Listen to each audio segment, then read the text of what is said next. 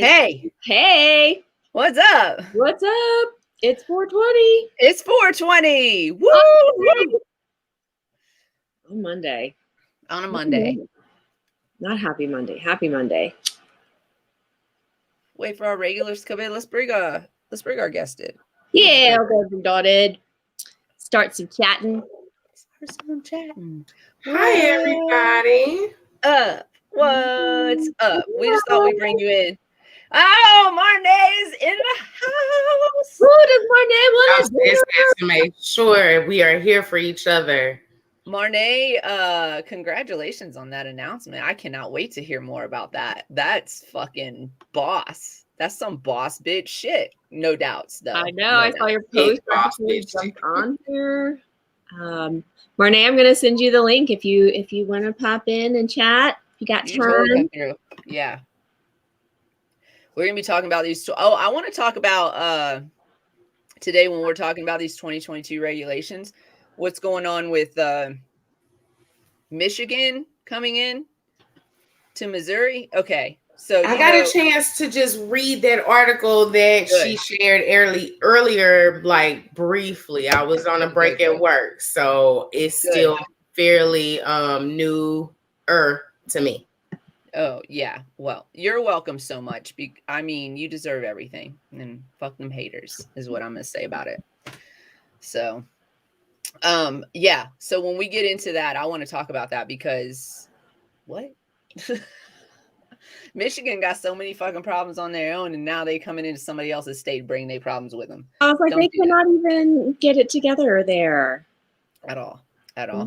We're just waiting on more people to come in. So if you are here and you're listening, light them if you got them. This is the Cannabis Closet with Canna Queen and MJ. I am Canna Queen. This is MJ, and we have a guest today, Dawn, the cannabis advocate. We're going to be talking about 2022 regulations coming up, both in Colorado and Missouri, and across the nation too. But mostly that's where we're well versed as, advocates and such. So we're gonna be talking about that today.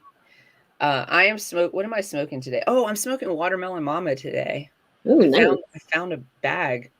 That sounds delicious. I know. Past me put that somewhere for future me to find, and I found it today. Nice. I was gifted. I was also gifted. Takes care of sober you. I mean, always.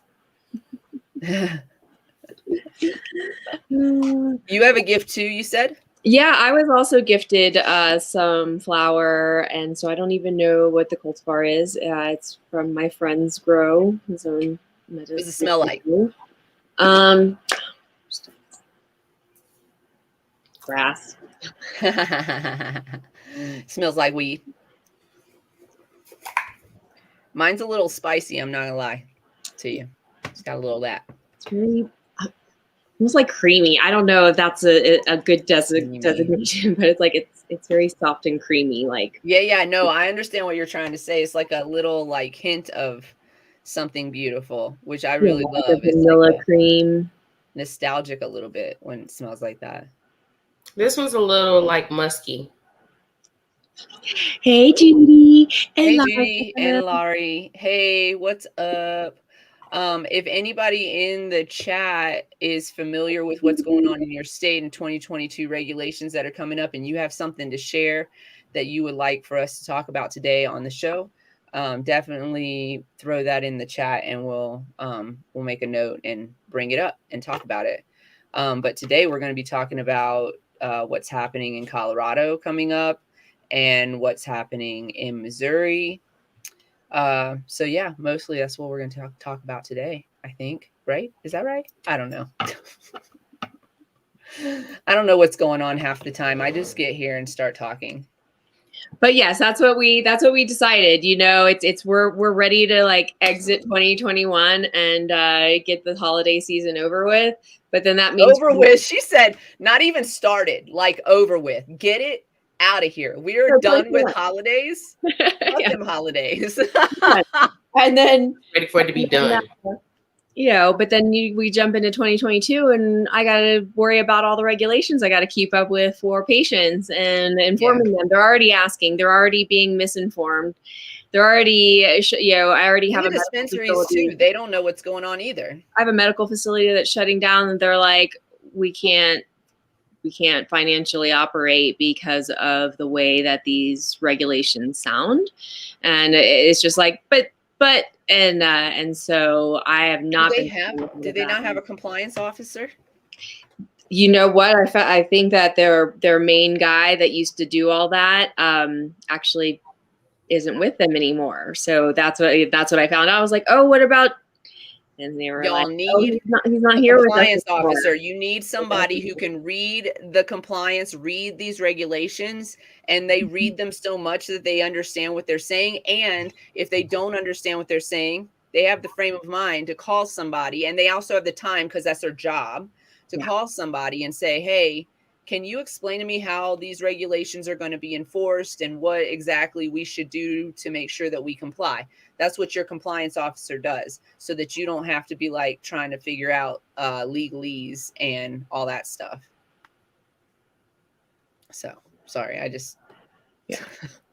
Sorry, I'm also reading. I'm just looking at the one House bill that is the one that's kind of screwing us right now. It's a very odd regulation and how it's and who it affects. The patients that it affects. It's just the 18 to 20 regulation, right? 18 to 20s, yeah. So is there any word on the lawsuits on that right now? Because I think there's lawsuits, but January is right around the corner. Those regulations are going to go into effect until somebody stops them from being in effect. So I know that a couple of organizations in Colorado have come together to file lawsuits against the state, against the MED, for the regulations to get them revoked.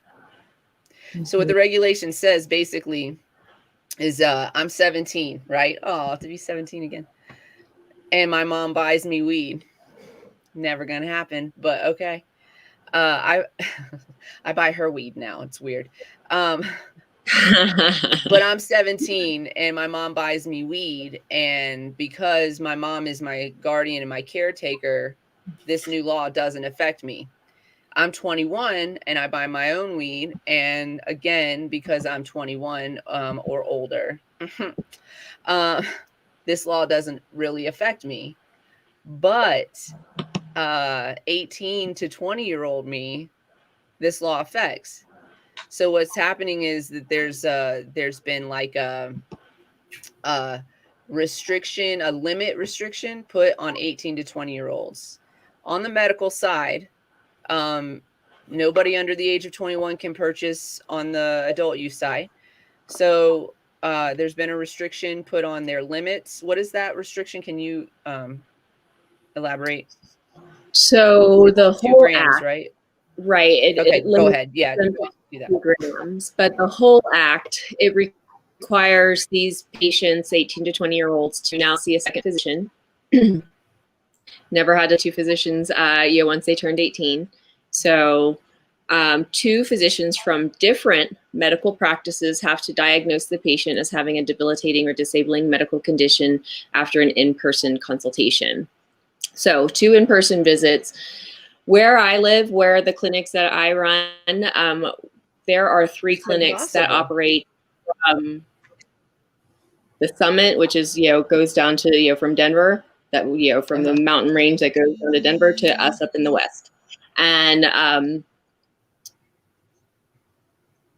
so that limits our medical patients that, 18 to 20 years old have to go find a second physician. From a separate it's practice. not impossible, but it's almost, it's very difficult, especially when you live in these small mountain towns as you do. Yeah. My one, the steamboat. We are the one clinic that goes up there. There is one other primary practitioner up there, I think, that writes for her patients only. So there's no one else that those people then have to drive an hour to 2 hours to get to another practitioner. To get to another practitioner.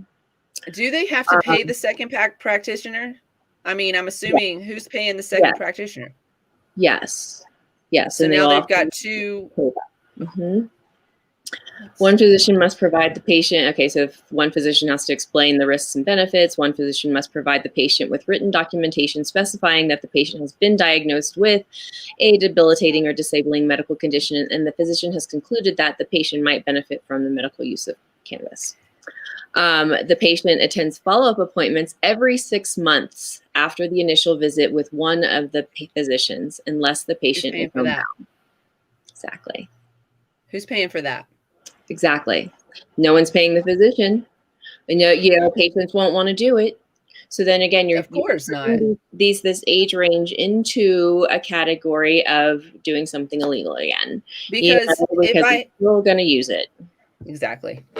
Because if I had epilepsy last year, I probably still most likely have it. Now, we had our guest Kevin on. He said that he did have a point in time when he was going through puberty that his epilepsy had kind of stopped for him, but it came back in adulthood. So I'm just, like I'm trying to think about like these like they didn't stop having this chronic illness that they've had their whole lives, which is why they've been using cannabis as a young person.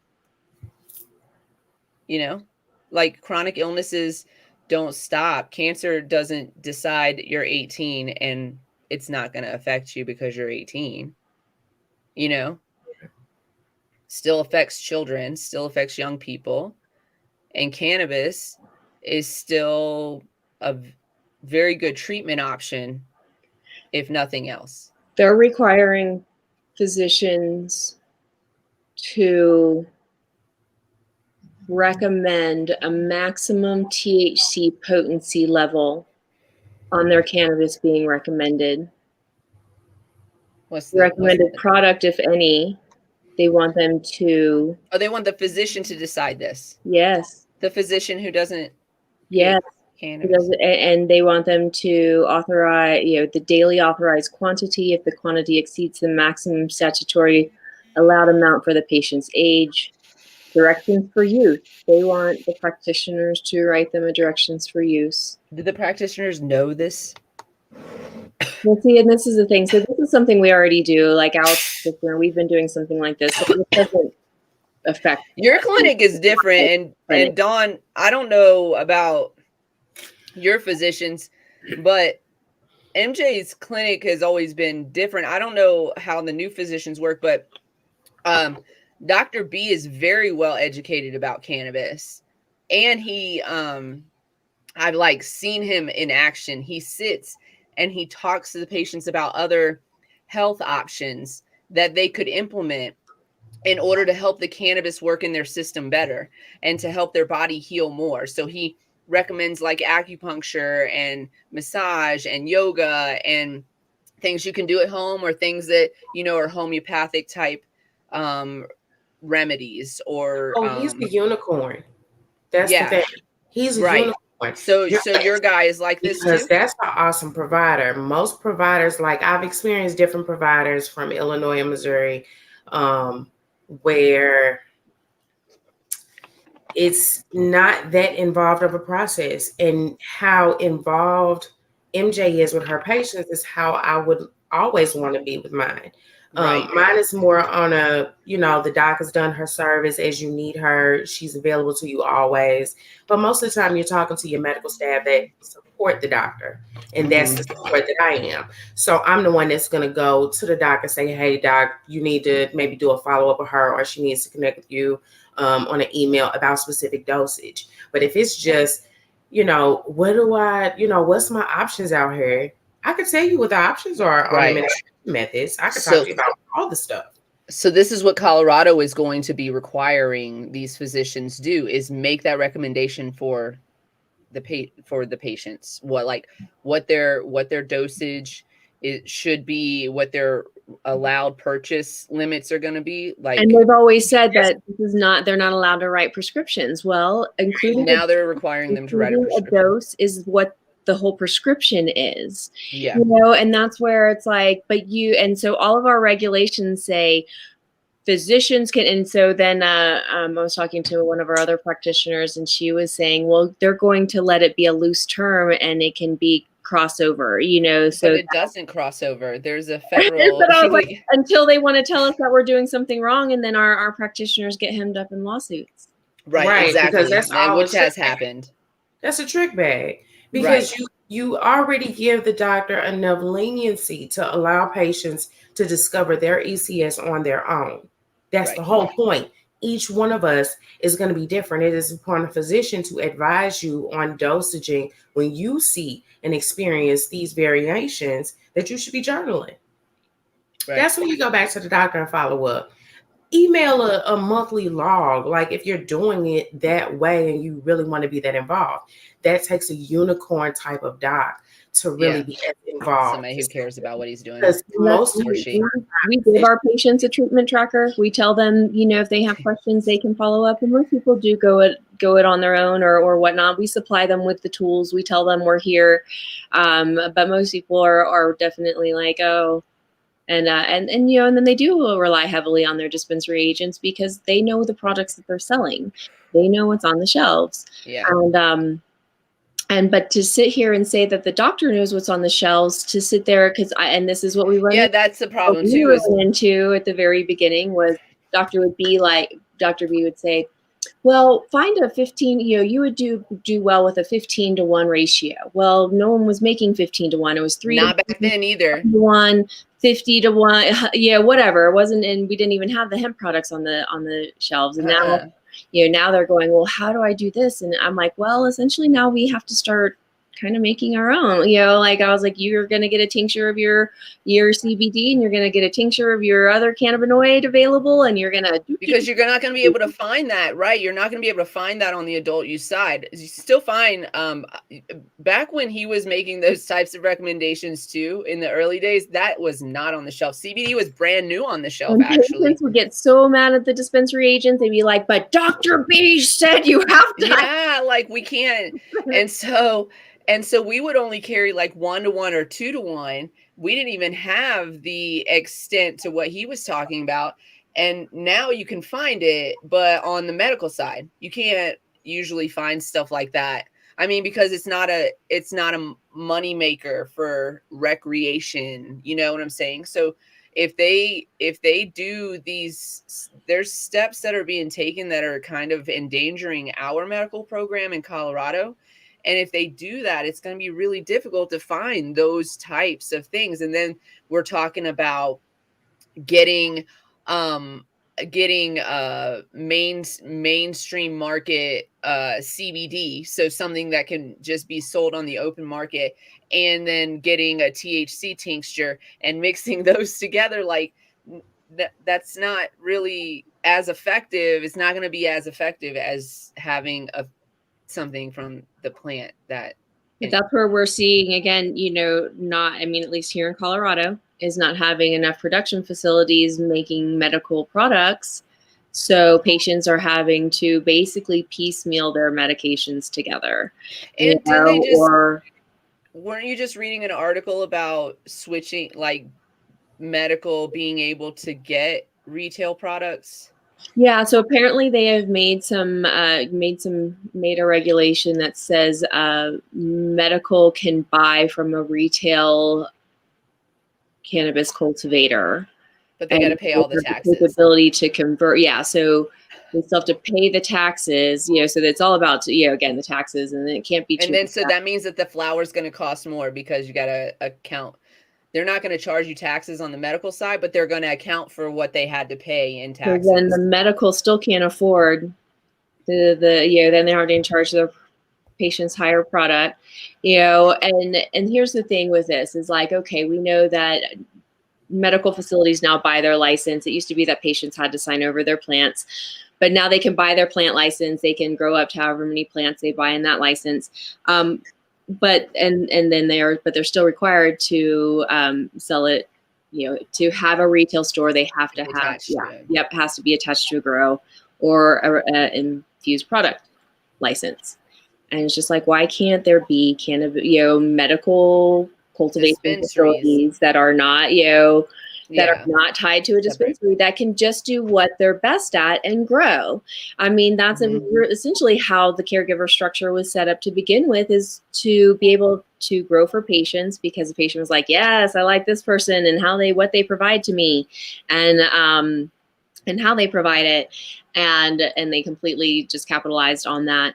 And that's all, with Missouri saying they have a great caregiver program and then turning it on its side. That's what we saw happen in Colorado. And then it became, now you can still do it, but we're going to limit the number of patients that you can care for. We're going to limit how you can do it. And we're going to make you register to your grow.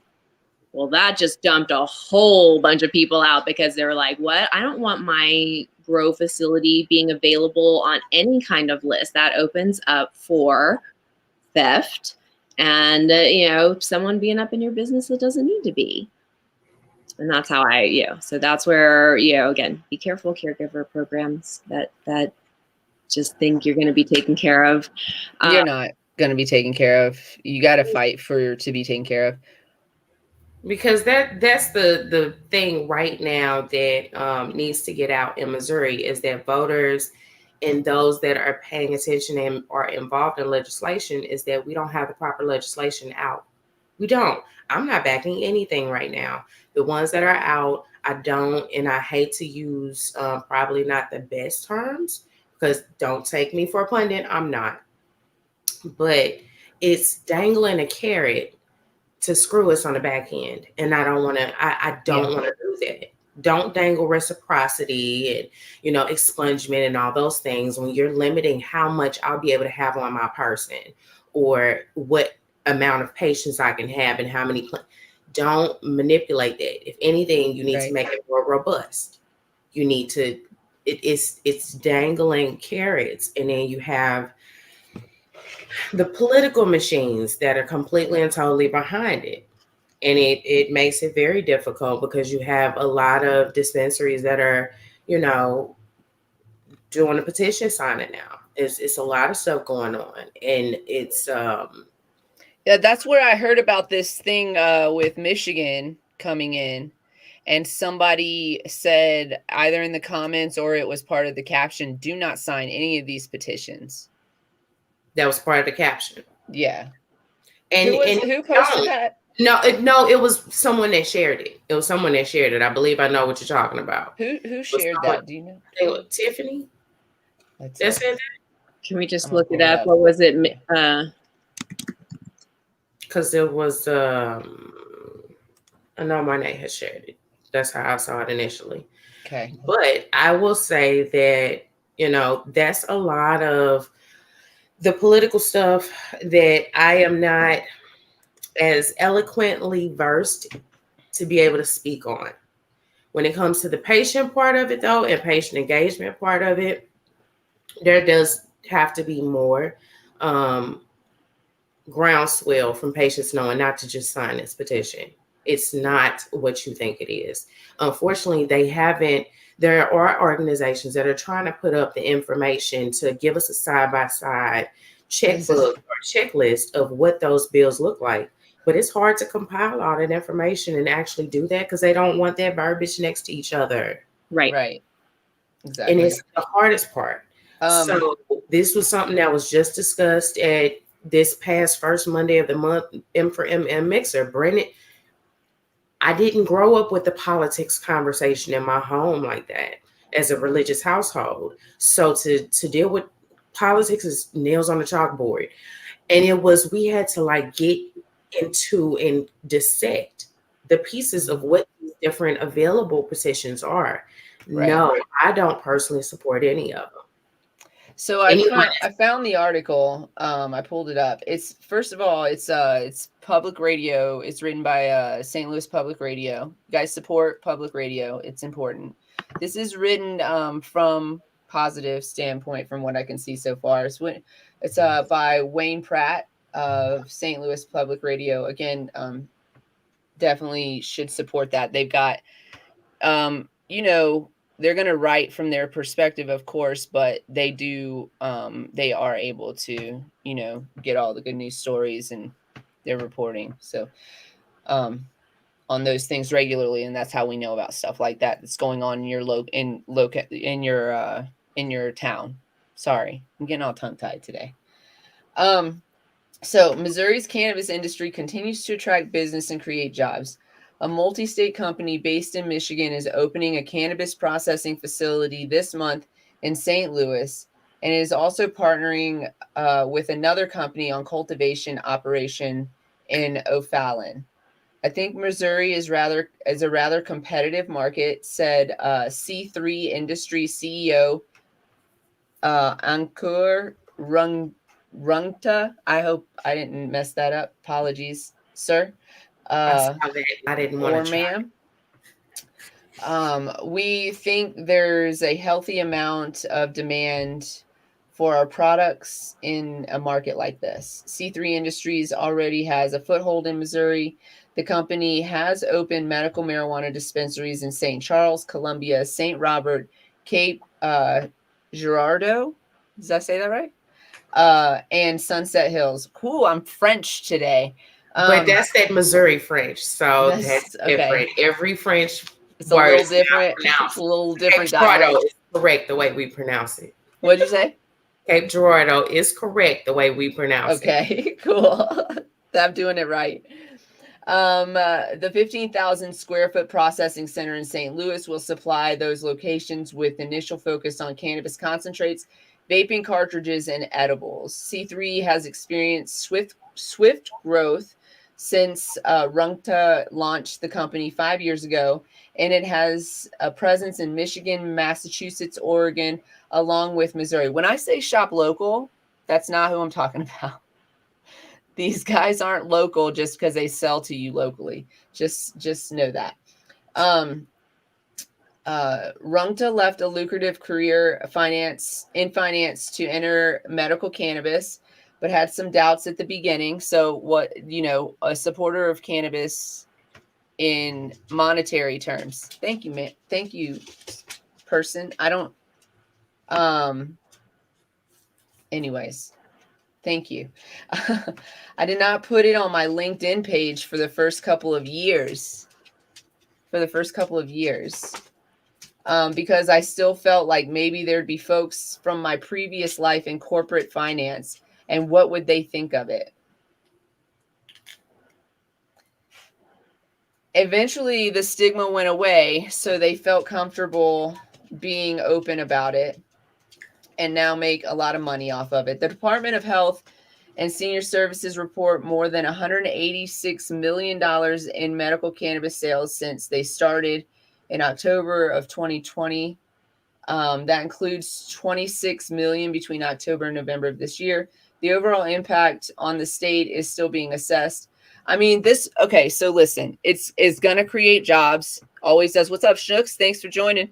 It's going to create jobs. That's a given. Corporations create jobs when they come into your area. But I think a lot of people who have been fighting in Missouri are not super happy about them being there. Because there were so many Missouri license holders license applicants that didn't get the opportunity, didn't get that chance to be able to come from out of state and swoop in. Because you got money. And that's not fair. No. That's not fair. Like, you do have homegrown licenses in the sectors. You do. I happen to work for one myself. Days, man. I go back to those days. Because, I not only do I run Flavert Academy's telehealth clinic, but, I got hired on, like a real job, like another really type of credential and a whole idea. Shit at Curador Brands. So they provide manufacturing of concentrated vape cards, flour, pre-rolls, blunts. I was, covered in keef today. Yeah. Doing blunts and packing orders to go out to these dispensaries. Yeah. And these are all homegrown people. These are all. It's all. Oh yeah. It's all we're above you. That that are at this company, which is what convinced me that I could get back into this sector of this position of the industry is that these are all folks from St. Louis. You all have roots here. Your people here. You went to school here. You know, that's the St. Louis thing. What high school did you go to? It and how our little, you know, one little intersection. I know one of the people that works there in extractions. As a kid, we traveled to his town in Illinois. I know for a fact we met. I just don't have the pictures to prove it yet. And I know they're somewhere. Like, crazy. It is really a footprint here, and it does provide jobs here. It's in St. Louis City. That's distinctive. And that's the other thing. Like, you want to be able to have those businesses to create those jobs, but you also want to have them organically grown and of those communities. Well, yeah, you want people in Missouri to have an opportunity to be in business in Missouri. And too many people got denied, like you were saying, got denied these licenses. Too many people that we know, like we know personally, that met all of the criteria, had their money lined up, had everything set up, and boom, got denied a license. And so chose to do ancillary work in Missouri in cannabis. But some of them have found their foothold in cannabis, inside of cannabis, in the badge sector of cannabis, in other states, because Missouri has made it impossible for people who are not in the pockets of the politicians or don't have a ton of money. I mean, I feel like a lot of states make it almost. Well, exactly. How does it change when we're talking about, oh, this is how much cannabis made, millions of dollars and billions of dollars and this and this and this, and how it did. That's why again, it doesn't. We're not talking about the plant anymore. We're talking about how much someone can make by building a whatever. I just think that it's not. Listen, if you have people who have the money that you've required, like the backing that you've required, and meet all of the criteria that you've required, you cannot let an outside, out of state MSO come in and take up business space before you issue the license to the people who are qualified, who are from Missouri, who have worked in Missouri their whole lives, who grew up in Missouri, who have supported Missouri their whole lives. You can't do, I mean, you clearly you can, but that's some corrupt ass shit. That's some corrupt shit. How dare you, Missouri? Is anyone talking now? This happened in Florida, where same thing. Limited amount of licenses were issued. They all happened. Where is Marla? I don't know. She's over here also texting me something else, and I'm like, "Why? No, ma'am. No, you need to be in the show." Excuse me. She needs to be in the comment section right now. Well, and then she can come ask me the question on the show. That's right. It's gonna be something embarrassing or some shit too. But yeah, in Florida, they're same problem. Yeah, and so they actually, filed lawsuits. There was suits that went on in order, and I think they ended up obviously opening up some more licenses. But it's jacked in Florida regardless, and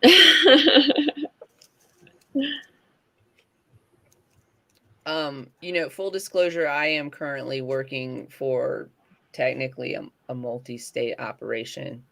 Is operations in 2 states and has plans on expanding to others. I still would consider him a small business though, for sure. And the 2 states that he's in is California and Colorado. So like, you know what I'm saying? Like, there's already, Missouri's a brand new state. We got to let the locals, the people that have been supporting their communities for their whole lives, have an opportunity at this first. The locals get first dibs. You would like to think that would be in every area, in every state, yes. But it just really isn't. And again, it's all about these. And then, I mean, and where they want to, we're not going to stop multi-state operations from happening. That's going to happen.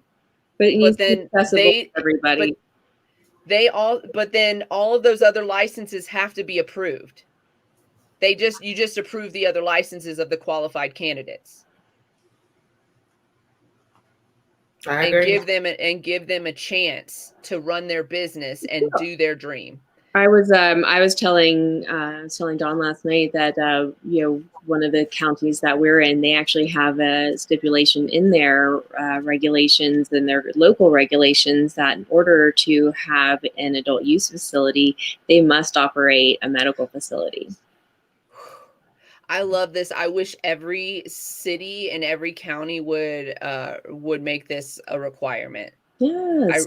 I absolutely wish this, in every state too. And it goes hand in hand. And so then, I've also brought up the discussion of, okay, we see this big difference in medical taxes versus adult use taxes and facilities and capabilities and licenses and everything. I'm like, where's the middle ground?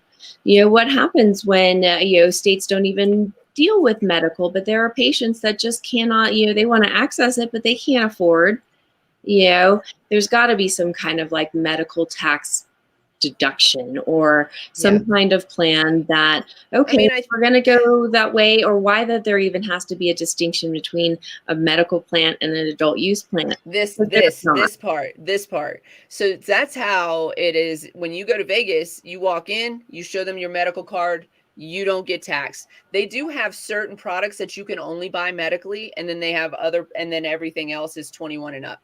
Okay. And the only problem with that is that it denies access to anybody under the age of 21 without a caregiver, right? Because it's an adult use store. But I think that I feel like you get around that by saying, let me see your ID and your medical card. If you don't have a medical card and you're under 21, you can't come in here. If you have a medical card and you're 18 to 21, you can come in here, but you cannot buy anything that is solely for adult use. Right? You can only buy things that are medically, and then there's a decision made on what that looks like. I mean, I feel like I know, but what does that look like? Because but I feel like Vegas is kind of doing it. It's kind of a slippery slope, but what it is they still have like, this is the way I understand it. I haven't been in Nevada in a minute to teach their regulations, so just bear with me. And just from my experience too, you go in, they have a lot of products. And some of them are only medical. So you have to have a medical card to buy them. And it's the same structure when you get out of the dispensary. It's the same structure. So it's recreational and medical structure outside of the dispensary in your MIPS and in your cultivations. But when it gets into the dispensary, and then that's how they separate it, is by how the license, whatever. And you have to be 21 and up to buy anything that was created for recreation. But I feel like you could still let these individuals in and just we're already checking IDs twice. We're already following regulations to the minute, you know what I'm saying? Like, I feel like it could just still be done. It just has to be started to be talked about. I don't think patients are like, why do I only have access to one facility? It's like, well, because a bunch of patients decided to jump ship when adult use came into play, and licenses, medical licenses decided to jump ship and go adult use because of the way that it was so easily the money was so easily made, and the licensing was so not lax, but just not as rigorous as medical. But they did get testing first in Colorado, which was weird. Right? They got testing. Like when adult use came out, that's when testing regulations came out in Colorado. Isn't that crazy? It wasn't a requirement before that. And that, I feel like it went along with someone in, let's see how much money we can make on testing. And it wasn't a requirement for medical for a hot minute after that. Right. It like a year. Wasn't. It's like a year. Yeah. They had to write it into our regulations that we had to also be testing. And that's insane to me, because you're offering a product that's supposed to help the symptoms of somebody, and you could be offering them a contaminated product and nobody cared. Nobody, I don't feel like they've ever cared about the meta. That was just like, I don't think I should say the people like us cared about the medical program from the beginning, still care about it, want it to exist, right? But I think that the powers that be never cared about the medical program. Why would they offer? They wanted it to fail. They wanted people to get sick from the medicine because they were like, you don't have to test it. Go just put it on your fucking shelf. It was up to us to pull moldy product off of our shelf and report that it was moldy product. Like, it was up to us. Right. Oh, I don't know. I mean, I guess, again, working for a facility that had high standards, to think that, but also knowing that people are rotten in some ways, that like that people just sell shit, No, on a regulated market. When we're talking about a regulated market, which just means taxes. Seriously, I've not mentioned this person's name on this show, and I will not, but I have, who this person is, because I have publicly said something about this before in the past. But like literally, I would get flour that was so moist that I would have to leave them bags open for 2 or 3 days when I got it.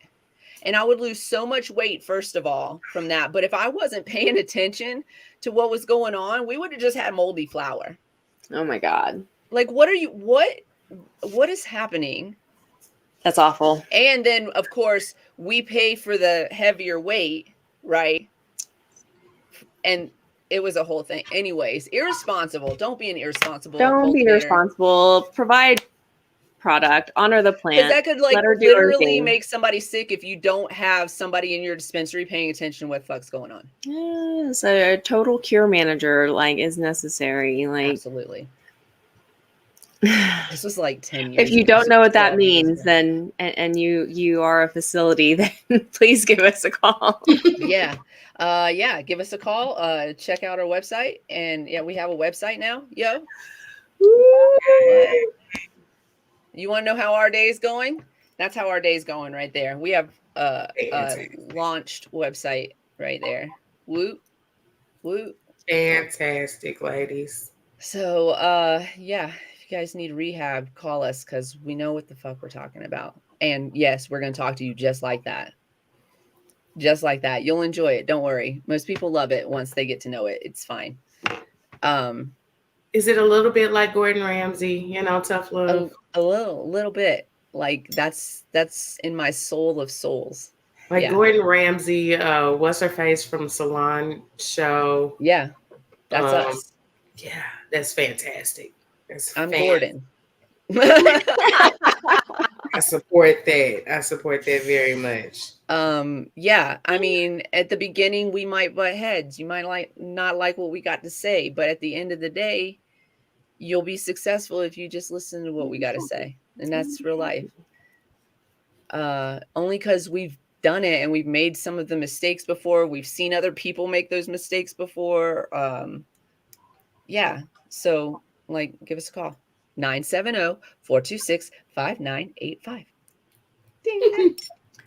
Or visit cq-llc.com for all your other CQ-LLC.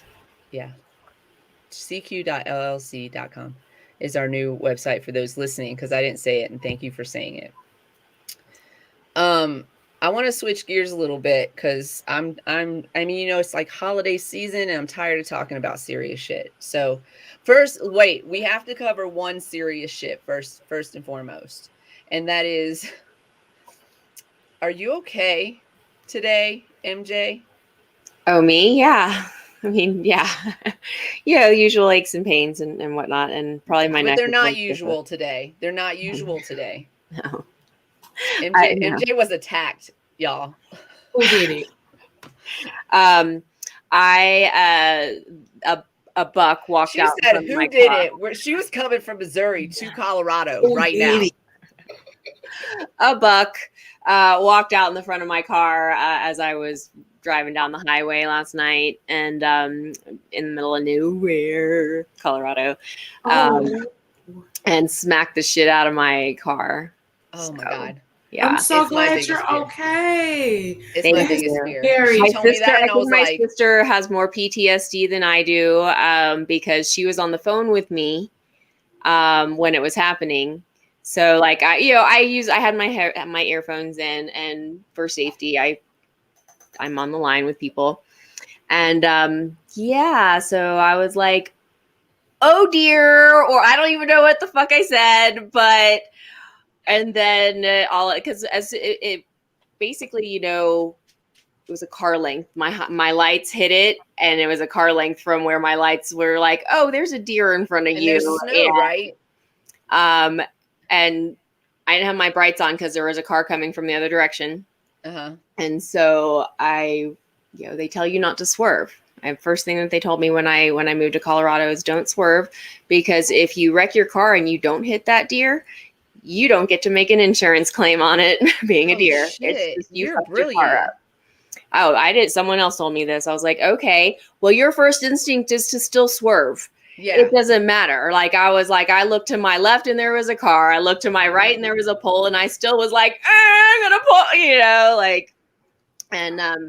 and hit him, spun, didn't hit the other car coming in the other direction. So that was great. Thank goodness. I ended up perpendicular on the road. And then, is there ice on the road out there too? Right, it was kind of icy. Not really. I mean, it was a pretty it had been a couple days since it snowed, and so the area the roads were fairly dry, and I wasn't too worried about that. A little bit. But then I literally went into an area of no signal. Like my sister was able to screenshot my location and where I was at. And I was trying to call AAA, and AAA couldn't locate me. So I had to hang up with that. Oh, and then, so my sister calls my friend Lucy and deploys her. Lucy gets on the road, and so my car was drivable in the sense that nothing was leaking, nothing was, steaming. It was my wheel well might be rubbing on the tire a little bit, but not enough for me to even be like, what is that noise? Except for when I was maybe turning. And so then as I'm driving, I'm probably maybe 10 miles from home or whatnot. My friend, I see her going in the opposite direction, and she hooks a U around. We pull over for a second, and she checked out. Followed. Thank goodness. So it was my first deer encounter in 8 years, that I've lived here. I've always liked to say I have good deer sense, and that I've always been able to spot deers before, I come up on them. And up until last night, I really had. It happens. It happens. It is a huge fear of mine. When you told me that, it freaked me the fuck out, because I've actually, I've hit a deer for sure, and I'm fine, obviously. I've been in a car where somebody else has hit a deer. We were fine, obviously, but his sister did not come out of that predicament fine, and it fucked me up, because I was in my 20s and she was in her 40s, and I was like, that's not old, that's young. She's her mid 40s. She was our age right now. I was like, no, I was not okay. It messed me up hard. Yeah, no, I have patients that, not good. And, so scary. It I is. had a deer attack my car before. I mean, I have a deer I don't have it on my car, obviously, but I have those deer whistles. I bought some where it's There's a deer whistle? It's you put it on the front of your car or, somewhere, and it intakes, and it's a one of those. So it makes it makes a noise as you're approaching. So it's supposed to scare them off. But I'm like, that's disturbing. I wouldn't want to just be chilling, and all of a sudden, not because a car's going by, I'm getting tossed out of my area. What if it makes them run into my car? I was like, I don't like that. So I haven't ever used it or put them on. So I was like, so that was my theory on that. I grew up in South Carolina, and I was driving a Mercury Marquis when I was a teenager. It was a big boat of a car, for those of you who do not know what that is. We had a yellow one. It's a big body. Just a big body. And a deer came out of nowhere and just rammed into the side of that bitch, and then flipped over my trunk and kept going. And I was like, what the? Didn't even really do any damage, by the way, also, because that car was almost indestructible. My Allstate agent said he, when he first moved here, he said, he had hit a deer, and he was like, when he had to replace his bumper, he's like, I put a metal bumper on my car. He's like, yeah, smart. No big deal. Wait, but your Allstate agent your agent today. Oh my God. I'm a dork. So, he's going through all the questions, asking about, doing my assessment and whatnot. And he's like, how's your, I'm pretty sure he said, how's your body? And I was like, and maybe he said of the car, but I did not hear that part. So I was like, my back's a little out of whack and whatever. And he's like, yeah, vehicle, ma'am. He's like, vehicle. Cool story, but I was talking about your car and everything. How's the car? I'm like, oh, the car's fucked. car's fucked up. I have a little crick in my neck. I could use a chiropractor. Everything, yeah. I was like, I do feel something. I was like, it probably, as the week will go on, I'll probably feel more. But hot baths. I hate baths. I'm not a bath person. Oh yeah, that's right. I'm not a shower person. I blame that on your sign because I'm a Pisces. I'll be in the bath. I'm gonna be in the bath after this. I'm like, I was in the bath before this because I was cold. I was like, let me run me a hot bath real quick. I put on a full you're like, I'm gonna soak my feet. I didn't. I took everything. I got in the bathtub, like full face of makeup, got in the bathtub, was like, I'm cold. I need to work this out. That's okay. That's all right. Nothing wrong with that. Because he talked about me. I was in the bath yesterday, probably for about an hour or a little better. Just keep reheating the water. As long as it just keep refilling the water. We have a tankless water heater. It is my favorite thing in the house right now. It's my favorite thing right now. I bet. Oh, I love it. It. It was my biggest complaint before we got, because it's right now it's winter time too. So I can't, it would be like the hot water wouldn't stay hot for long because it's winter. And it's like, anyway, so, but the tankless, it's perfect. So Carrie, when her home in Florida, she had a garden tub like put into her home when they redid it, and so it was not just it was like literally she and her family could sit in it together, but really she never wanted that. She's like, this is for me. No, I was gonna say no, that's like, get out. No. And then they had and then the shower was freestanding on the other side of the room, so it was like she was like, this is mine. And then, and they had a tankless water heater, so she would just like, she was like, Philip, oh, man, my water bill would be so crazy. Don't give me a big tub and a tankless water heater. It's over. My water bill is going to be insane. It's going to be insane. I love it so much. I was going to tell you, you said that when you were on the phone with Marla and you said, oh dear, or something like that. The one time I was in the car with somebody that hit the deer, I saw it. I was like, deer. And he thought I was like, deer. Yeah. No. What else do you want me to say? What else? I can't say nothing else right now. No, when Dr. B and I were traveling, that happened to us as well, where I was like, oh dear. And he's like, he didn't even he just thought honey. I was like talking to him. And I was like, I know we're close and everything, but I don't call you dear. Ever. I was like, but how else would you like me with animal? Like 12 o'clock. What do you want me to do it so I don't scare the shit out of you? Because like, I had never called him dear. And he's like, don't do that. Yeah, I had never called him. I was like, we hit it. And I looked at him and I was like, I've never called you dear in our 5 years together. Why would I start right now? Maybe like put you on alert, like, why is she saying deer? Yeah. What? Something. Deer. There's one. I can't finish the sentence. There's but seriously, that's how quick it is to hit them when you are like, oh dear. Boom. Boom. There's a misfire in your car that kind of was lucky too, right? That didn't happen. What's when that? You hit a large object isn't your airbag supposed to go off? Yeah, my airbags didn't deploy, and I don't know if it's because I have a recall on my airbag that I never went in to get assessed, because I tried. You know, they send me the warnings. Like, I get the warnings like you'd get for car warranties, and I've called to try and set up appointments. They're like, now you got to go down to Denver because there's no one in your area that'll do it. I'm like, okay, cool story. I'm not going to do that either. Cool story, send me more notices. And, but in this sense, I'm glad fucking airbags fuck you up too. Like, yeah, when I, you know, I feel like that was lucky. It was the accident that I was in. Necessary. My agent was like, that was like this one. He's like, you know the process. I was like, he's like, oh, it's been 7 years. Never mind.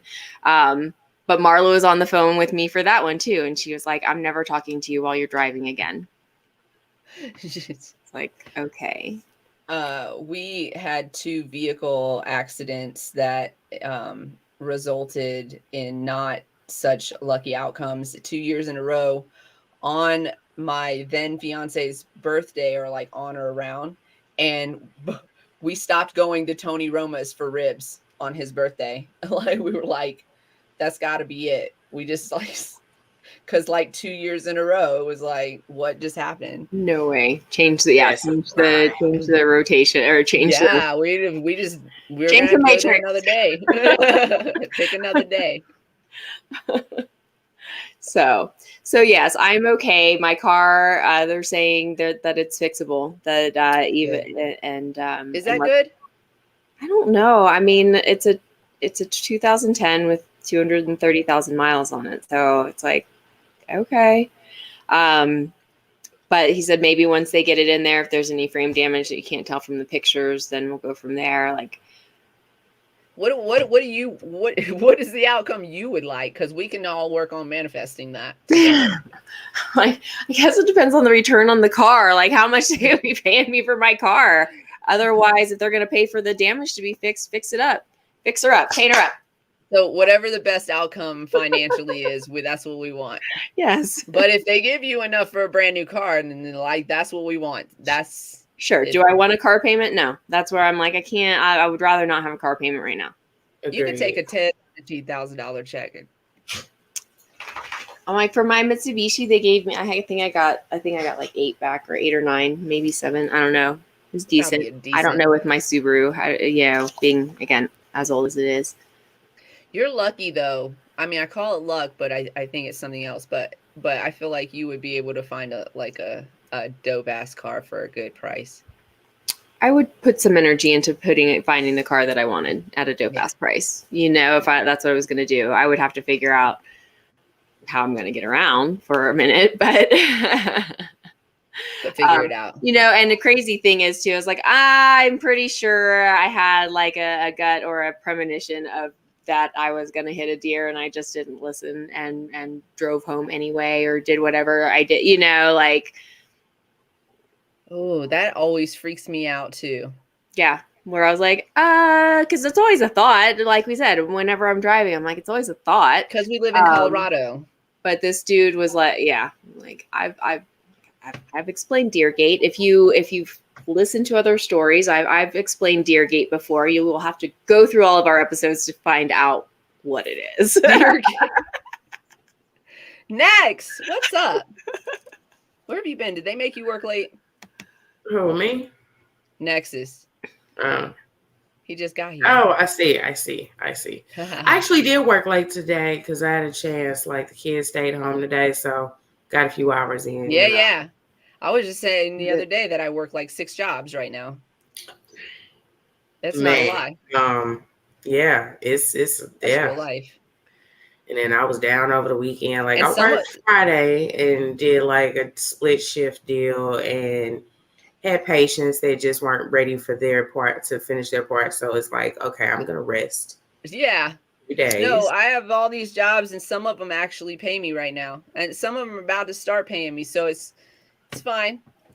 That's awesome. I'm happy. It's okay. Me too. It's okay. Switch up my ears here. This is jamming me up. There we go. There you go. That's a little better. Can't wear them. I know. It is 5:19, 4:19 on the West Coast. I'm catching it early. Look at you. Good job. Want to say happy 420 West Coast. There it is. Happy 420. It's the one time this is one of our we have one more show after this, and we finally did it. We finally high five. We did it. Woo! At the end of the season, we did it. Yay. But we did it though. That's the point. That's it. Yes. I want to we're going to go through on our next show more of the list that we were going through before. Oh yes, the top 40 best cannabis gifts for your stoner family. For your stoner in your family. Season. You know what I want? What is that thing? What is it called that has the torch under it and it's all built together?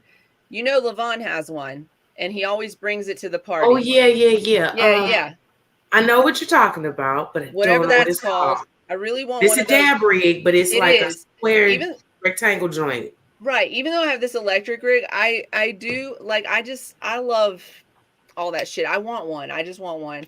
I saw that the other day. I said, I want that. What was the other thing that I saw? Oh, and the Megatokes. I've been wanting one of those for years. The Megatokes. Those are really cool, but they're kind of expensive. Yeah, but anyways, but I want to shout out some local. So I shouted out last week. I shouted out Hi Friend, and that's HIGH, friend with 2 N's.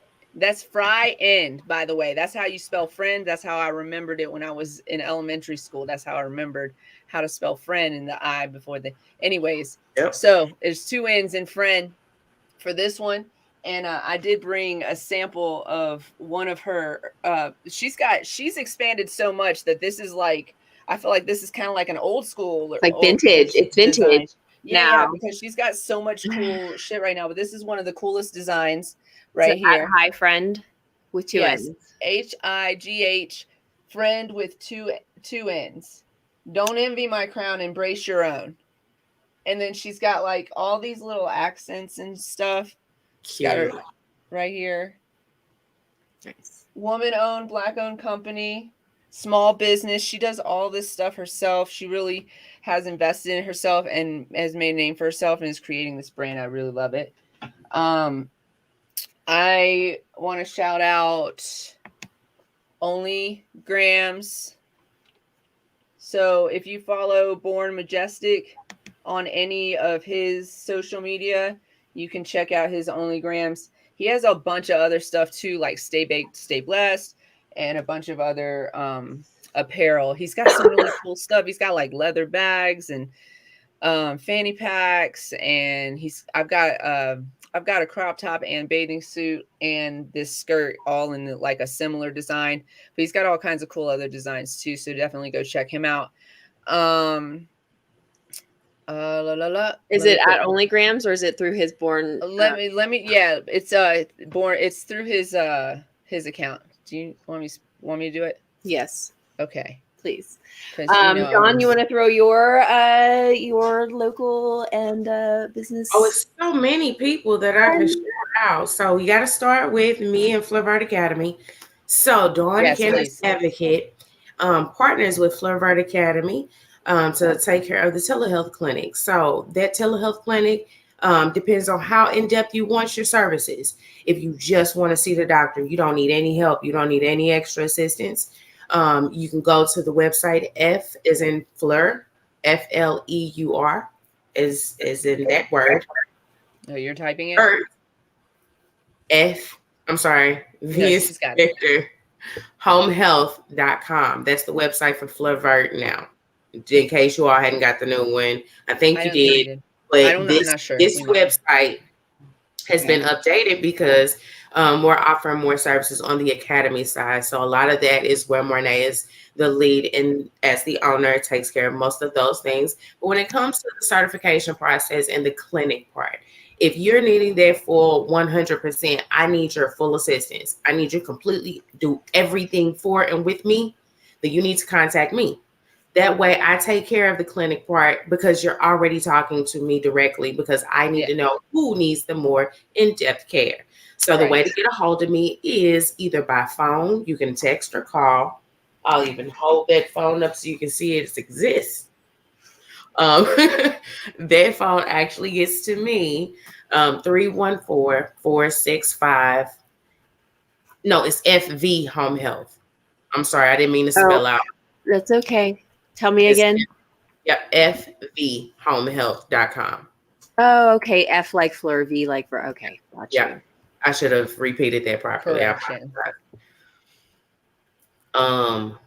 FV Home Health, if you just want the doctor certification, nothing else. If you really want the full services, including me taking care of paying the state fees, doing the data entry, talking to you about this entire process in depth, I give a pretty thorough introduction about all of this process.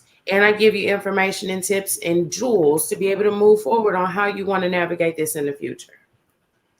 Because Dawn, the cannabis advocate, wants you to be healthy.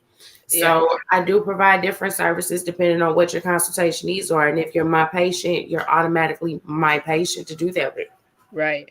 So is there a website for the Academy as well? Is it a different website? So no. Wait, let me get back to Dawn. What is your contact for you, Dawn? My contact is the phone number. Okay. It's 314-465-8516. There it is. You can email me if you want to do it that way. Dawn, the cannabis advocate at gmail.com. Good. I am on Facebook and I'm on Instagram, but website is still, that's a Christmas gift from somebody, We'll see how that works out. We'll see how the season goes. So I'll wait till you're done. So while she's doing that, though, can you kind of talk about what the Academy offers a little bit? So we haven't done any grow classes in a while because we are ever evolving. But that's some of the things that we were doing, and we're going to start figuring out how to redo some other things. We did also do group rates with the ECS therapy course for clinicians. So we are still trying to see what that interest is and maybe gathering a group of folks, male and female, doesn't just have to be females, to get this level 1 and 2 at least clinician course that is nationally accredited by different physician panels, family medicine and pediatrics and veterinarians. So this is it goes around the array of dosaging and things like that about cannabis and cannabis use. So with that, you have those different services that I provide, and then you have the Academy with different diverse things with the business consultations, home health consultations. If you go to the website, it is very, specific on getting those appointments and getting those consultations, that explanation right there. When it comes to the advocacy stuff, I'm a medical assistant. I'm a billing coder. I've done all the things to try to do all the things. I'm pretty nosy, and I've been sick a long time over my lifetime and deal with chronic issues all the time. So, I'm well medicated myself. Yeah. Because I deal with chronic pain. It is apparently that week for most, women around this, planet. So those of us dealing with that time of pain, for me, it's just the pain. Yeah. I'm actually intolerable right now, but that's the thing, is juggling the work with the patients. So it is just me when I do that part. So I do a lot of one-on-one with patients on what their needs are and give the clear expectations of what those will be. Is there did you say this? You might have said this. Is there a separate website for the Academy portion? No. This is the same one. Okay. Yes. So you can go to the same website and get the Academy offerings too. So if you have somebody, for example, in your life that is looking for education in cannabis, this is one of the websites you can visit. Small woman-owned, Black-owned business. Again. And then also, if you have somebody who's looking to get a medical card, you can send them this way as well, because Dawn's going to help you out with that. I want to. Let's see. You got a lot of the other things I got to shout out. Mm-hmm. Yes. So Cannasis is a women's organization I'm a co-founder of, along with Marnay Madison, Katie Thomas, Professor Stewart with the SLU program, the Cannabis Science program at SLU. Who else? Abrama Keys. We all created this network of women to provide different events, but encouragement and networking and camaraderie in cannabis and ancillary positions. So we're growing. We're revamping, we're planning, so we'll be announcing some things really, really soon. So Candace's all started from a Facebook group to give women a chance to kind of come in, have a safe space, be, cannabis consumers, advocates, activists, enthusiasts, and newbies. Yeah. Feel, comfortable to do all the things. So we want to just, let everybody know. I know it's been, I just want to say about that, though. I just want to say about that is, no offense to the men out there. I'm not trying to be like I love my Canna brothers around the state. But when a lot of times when women go to these different forums, different websites, men come in there and they start bashing people for asking a simple question that deserves an answer, and women just don't do that to each other, which is why we form these groups for ourselves to find this space to have these conversations so that we can know things and do things in our lives. And so, if you are well versed in cannabis, don't be rude, because once upon a time you weren't, and don't forget that. And I think that a lot of times when I join women's forums, you don't get that that underhanded compliment kind of stuff that happens when people answer questions on basic forums, which are usually men, and they're usually young men, and they're usually young white men. We could go on and on about that, but anyways, I just want to say that I really like Cannasis offering a space like that, where you have people women who already are relatively well versed in cannabis and cannabis education, and then new women who are learning about cannabis can come in and be safe to ask the questions over and over again that we've already asked, but I'm new here, so I didn't know it was asked last month, kind of thing. So thank you for that. Oh, are you muted? I am. I'm sorry. It's been about having safe girl time. Yes. And safe space girl time. Yes, a lot of us are moms, but not all of us are moms. Some of us are forever aunties. Some of us don't want kids at all. Exactly. So you have that commonality still there. We're women nonetheless. We all have some of the same obstacles, same barriers, same ceilings, same frustrations, same vents, same rants. And you kind of just want to be able to hear it or see it or be amongst others to kind of get it off and smoke a blunt at the same time. Or take all the dabs that you can finally face, or whatever your vibe may be. Whatever that may be. I'm gonna use this to do a shameless plug. This isn't all women, but it is our Discord group, and that is what we do. We support each other. It's mostly women. We support each other and we smoke blunts to the face all day. So we literally work in there. Seriously, you guys, if you come in there, Canna Mystic is probably working right now, but she came in today and we were in the middle of a meeting. We were changing things on the website. We're just talking back and forth, literally, and just, we smoke while we do that. We go in there, we work out sometimes. Sometimes people cry in there. It's really a nice community that we're building. If you want to become a part of that community, I threw that link in the chat for you guys. Is there a way for people in your area to join Cannasis or find Cannasis? Facebook, Instagram? Facebook, Instagram. On Instagram, it is She Is Cannasis. At She Is Cannasis on Instagram. But on Facebook, you got the Cannasis page that will be announcing things from. And then you have all of us that are in all those women. that are in the private group. So you find a private group. You do have to answer the questions for us to approve you. Everyone doesn't know that. And do you have to live in your area to be part Not of at all. Not at all. So we've got candidates all over the country. I've got friends all across the country, family all across the country that are all in the group. It's sometimes it's just me coming in like a Sunday or a Saturday or a day. Like, I'm just gonna hang out and smoke blunt with y'all. Yeah. Talk about the same stuff. End up getting sparked on home remedies and shit, you know. It's just usually me because I was sitting there thinking when you were talking about your pain, I'm like, ice, then moist heat is what the chiropractor told me. Especially and a chiropractor. And also a chiropractor. Yeah, I do. Call that Deer's insurance company. That bitch owes you.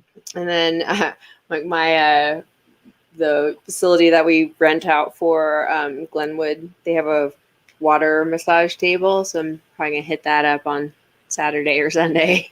This was a weekend for accidents for you guys. Yeah, my practitioner fell and busted his head on the ice and gave himself a concussion. Who did?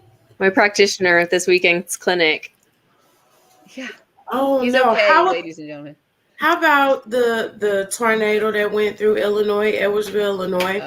That building is where my guy works. Say that again. That's the building my guy works at.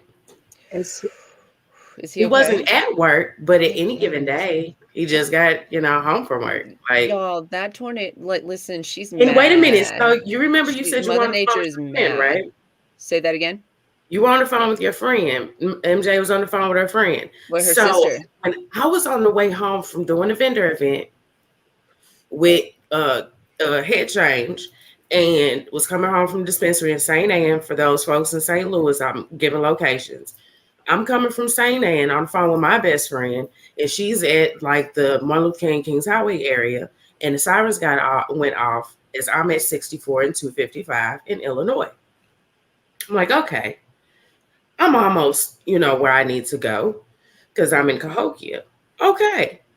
At that point, I'm parked, I'm safe, and I'm, trying to check the news, and suddenly I see, oh, that's your whole job. Gone. The tornado hit the ground and stayed on the ground for over 200 miles. That's wild. Mother Nature is not happy right now. She's letting us know she's not happy right now, and some of us might not. I'm just saying, be careful out there. I want all of us to make it. 2021 and 2022.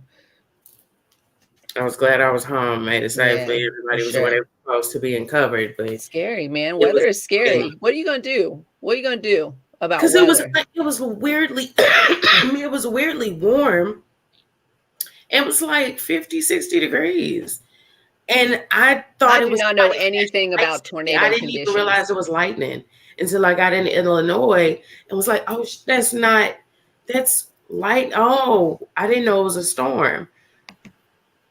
I was talking to a friend of mine out that way too. And I was kind of like joking him about like, oh, stay safe and kind of just making little jokes and everything. And then the next day I was like, oh shit, are you okay? That shit was really serious. I was like, I can't believe I was just joking you about that. That could have been real.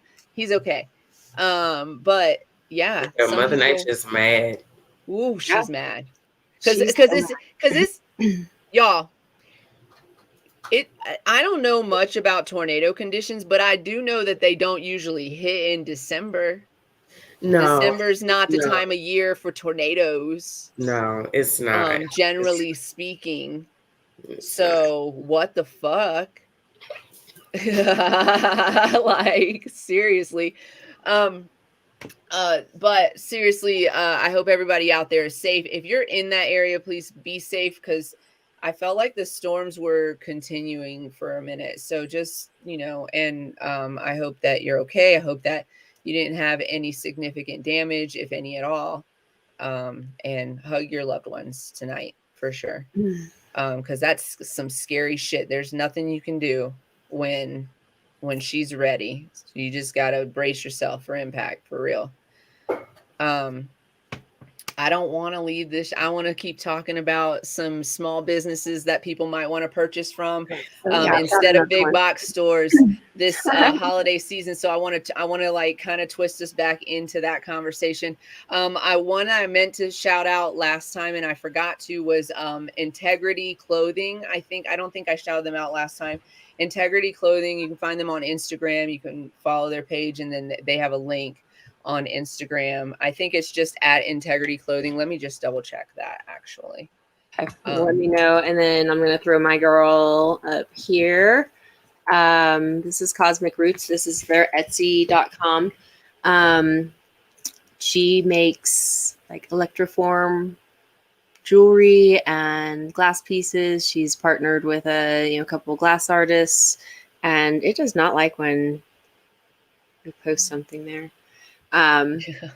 Okay. Gives that error occurred and then I don't have it on my end. Okay. Posts. Yeah, but then it says it posts. So unique jewelry out of Steamboat.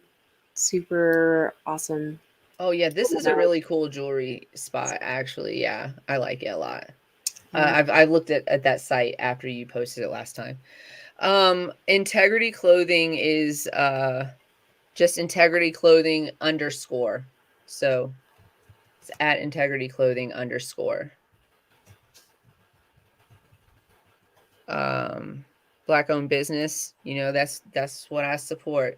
We got enough money in white communities. Let's put some in communities of color. That's what I would prefer. And I would like to see you guys spend money with these guys instead of at big box stores, because Amazon requested their people come back to work after those tornadoes hit in their towns.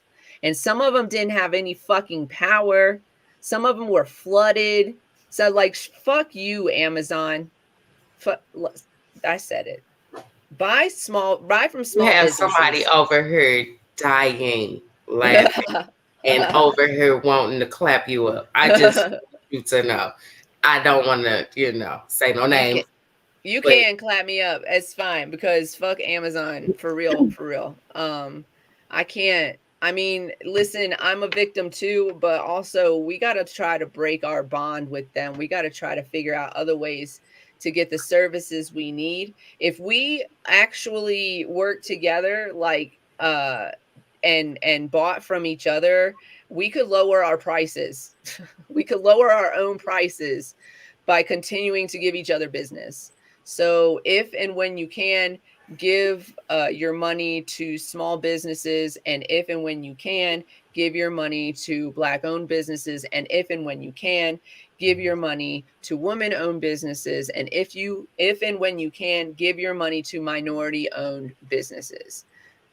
Real life, when you do this, you're helping somebody pay their mortgage, their rent, buy their kids a winter jacket or new shoes for this new school season, or pay their phone bill.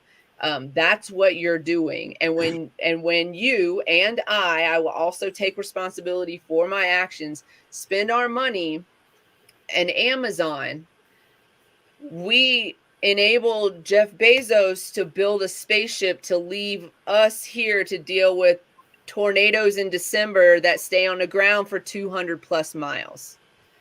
That's what we do when we buy from big box stores versus purchasing from somebody. So if we could all just work that, I think next year that's going to be part of what our platform is that I want to like shout out a small business maybe every week at least, or at least once a month. I don't know. We'll figure that out in our talks during our downtime. But I really want to start highlighting small businesses, maybe even have the owners come on and talk about what they do for every show.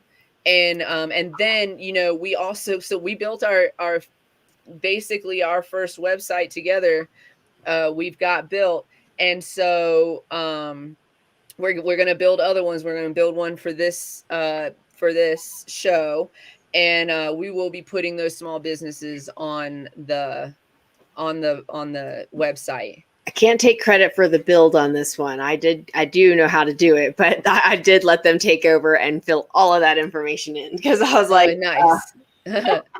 So we got two here. Oh, we're just let's see. I'm gonna put these in Key Loud. That I can't say the name because it's her mom's name, and I don't know how to pronounce it correctly. My mouth is messed up about it.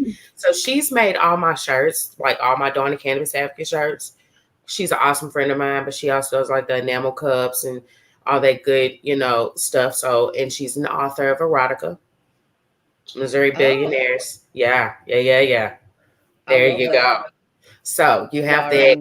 Love Goddess Oasis Healing. Love Goddess Oasis is St. Louis's, and I think Missouri's I know St. Louis's first Black metaphysical shop. So all those folks that, are probably trying to find those things of healing, that is a great spot. It's over on Cherokee Street. Everything up and down Cherokee Street is a go for, usual Black business-owned businesses. You have the Cola Lounge is on Cherokee Street, right? Yes, that's at one end. You got great barbecue place like Jerk Soul. You got the place right across the street. I don't remember. You have like the Mexican baked pastry place, Diana's Bakery. You got Love Goddess Oasis. There's a new spot that just opened on the corner I haven't checked out yet. All the different Hispanic Mexican restaurants right there on that corner further down. Then you get closer to Jefferson. You have like the tea shop that's Black owned. Brandon Vaughn is a fashion designer that designed for Ron Isley and Isley Brothers for their verses. His shop's right next to the tea shop. Okay. You got Black on Hop Shop. You got all the craft beers in there. Missouri, not Cherokee Street, for real. Like all the way up and down. So there's a lot of stuff. There's so many Black. I bet you could get like gift certificates for stocking stuffers. You could you definitely get your favorite stoner a membership at the Cola Lounge. There's so much just right there on Cherokee Street in St. Louis, Missouri. She's not even exaggerating. We've all been there. I shout out so many businesses. Okay, so anybody in Missouri, anybody St. Louis, food, you're gonna get tired of Christmas food. So you stay away from the pizza. Food. So I want to shout out Lefty's, fried rice, Black owned business. So good. So good. Yeah. You know what that the wife offered? If my son could sketch something for her. So I'm gonna get him a canvas. So I'm shouting them out. Absolutely. I go, it's often their food is so good. Jefferson. 3000 Jefferson, South Jefferson is a block north of Arsenal. Anybody in the St. Louis area knows. What other? It's so many. I make sure I try my best. Yes. So also, if you guys think of any businesses you want us to shout out, go ahead and give us a holla. Let me put our little, here we go, right here. You can follow us on all of our platforms or most of them. I got to update this. I got to put our Discord in there actually. And the website solo.to/cannabiscloset420. You can email us cannabiscloset420@gmail.com. We want to hear about your favorite businesses that you shop at in your area, because we don't want to, we've spent this whole year relatively concentrated on Missouri and Colorado. We would like to expand that concentration into other areas and talk more about what's going on outside. I mean, we're going to still stick on Missouri and Colorado. As a matter of fact, I feel like we need to invite you and a couple other ladies back to have a conversation early next year, because it will be a 1-year anniversary of the first time that you joined us on our podcast, which is still to date one of our most watched and listened to episodes. It absolutely is. And it changed hearts and minds. I've heard it out of the faces of white women. I've heard it, maybe not the biggest changes that we would like to see. Not everybody is going to be similar in structure to a person like me. And I still make lots of mistakes. So give people an opportunity to correct themselves and come correct. But don't be afraid to correct them either. Like, don't be, we don't need no more of this fragile kid glove erection either. We need to talk real life. But yeah, I definitely want to see you guys come back. So hopefully we can make time on our calendars, because 2022 is about to be busy next year. Ladies, busy. Everybody's saying tread lightly, because 2020 and 2021 were like so kind of scary, and we weren't sure, and we were trying to figure stuff out, and still are. Like, this pandemic is still here, COVID's still happening, there are other variations of it, etc., etc. But I'm not treading lightly into anything I do. I really am not. So we gonna go stomping right into 2022 like we own it, and we'll see what happens. Sometimes you win, sometimes you lose. You know, they battles, and at the end of the day, I'm gonna win the whole war. So it's fine. It's fine. That's little. I got into it, but it's whatever. I'm high. What are you gonna do about it? That's the whole point, right? Yeah, that's the whole point. That's the whole point. So listen, we will come more prepared with a bigger list on Wednesday's show, because that is what we're going to be talking about. Wednesday is our last show. Please don't forget to join us. We're going to be talking about some last minute stocking stuffers and great gifts for your stoner friends. We're going to talk about small businesses, as we have been. I really love it, and I want to continue to do it. So we'll come with another list for you on Wednesday at 4:20 Mountain Standard Time. Does anybody have anything else they want to share before we bounce out of here tonight? Nope. Just a reminder to stay in touch with your community and shop local, but also pay attention to the political climate of what's going on, because it does affect you, even if you don't want to be a part of the conversation. As we all know, it is hard, but at least know what's going on. At least listen to the conversation so that you're not sideswiped by something that does affect you. And so, yeah. Right. Yeah. Last reminder. I found that watching the news every day was overkill for me. Too much. I got too much into it, and I was very mad about life. I was like, fuck this. But getting news feed blurbs and things like that are working for me, so I can still stay in the know, but not like get like this. Politics is not my job, and I was kind of feeling like I was making it my job at one point, and I was just like so like mad all the time. I can't live like this. So I just stay enough in the know about things to have a conversation and know what I need to do, know who I need to vote for, know where I need to show up and things like that. Because showing up is important, y'all. It is in life. It really is. What about you, Dawn? Fly that anywhere. I think the most pressing thing to leave, any Missourians listening, please do not sign petitions without knowing what you're signing. That's it. Don't sign nothing Anybody without understanding what you're signing. That is for any bill, any petition, not just the cannabis bills, but the other bills that come across that should come across your door or your interactions in the places that you frequent. This is involving your rights, so you really need to know what this involves. Yes, nobody likes politics. I absolutely hate it, but I have to be aware of it and know what is being presented to me and what can be taken from me. Because a lot of the freedoms that we're given, that I talk about in my 19 or so minute video that's also on YouTube at Dawn the Cannabis Advocates YouTube channel about the caregiver program in Missouri, is how great it can be that you can build your own community of commerce and not rely on other people. Grow your own. Yes. Like it's so much that can happen from that. And they can take that away from us if you do not pay attention. If you get complacent. That's what they're doing in Colorado. They're taking things away. Complacent. Yeah. Yeah. So don't sign anything. Don't sign anything without knowing what you're signing. And show up when you can show up, because they need to hear you. They need to hear your voice. And that's in any state. If you in Jeff City and you're a patient, why you not at the Capitol? Why are you not saying something when you don't have time to just realize that you have to get involved? We do all need to get involved.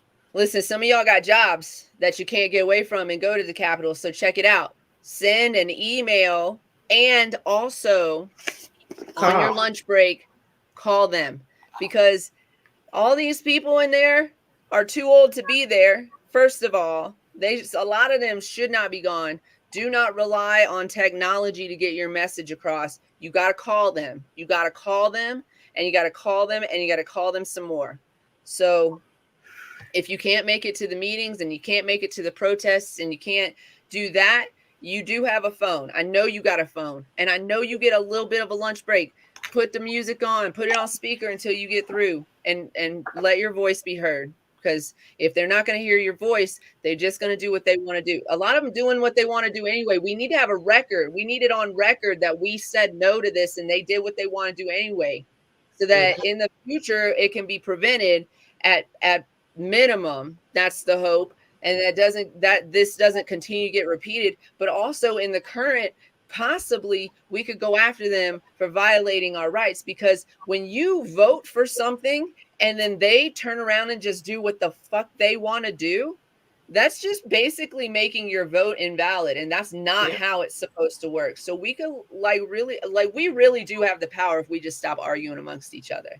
That's real life. Some people are. That is real. Some people aren't there. Real. So, thank you, Dawn, for coming through. Thank you. I want to holler out Flerver Academy and Home Healthcare as well. Check them out, because again, woman-run, Black-owned business, Black woman-owned business. And she's got for that academy, I know that she is working with other educators to provide the best education in those classes. So definitely check it out. And if your loved one is into education, then that's the stocking stuffer that you get them. You get them a gift certificate to go get an academy class at Flervert Academy.